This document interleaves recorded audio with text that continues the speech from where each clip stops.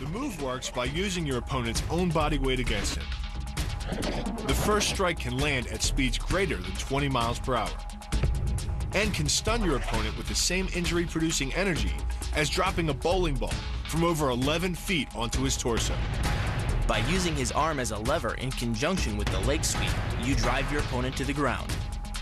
Once he is on the ground, you follow up with a devastating strike to his face. The secret to the move is wrist control.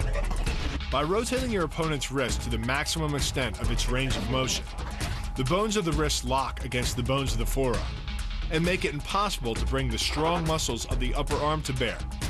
Then, you can pull your opponent off balance and into a potent knee strike. The combined force of the knee strike and your opponent's forward momentum can be as much as 2,000 pounds, enough to dent sheet metal. The effectiveness of the Polakaimau lies not in raw power, but in speed.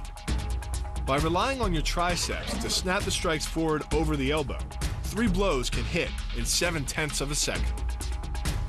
The final impact of the strike to your opponent's face can deliver as much as 175 watts of power, more than enough power to stun him or crush the cartilage of his nose. You then add insult to injury, firing one last shot into one of the most sensitive regions of the body, the groin. Pulling off the move relies on 2 factors. The first is to combine the block and the strike into a single action. This reduces the time your opponent has to respond to just 1/10 of a second. But the real focus is to aim your strike at the throat. Because as little as 76 pounds of force can collapse the larynx, the strike doesn't need to deliver a lot of force to be deadly. One blow like this and the fight is over. Come on.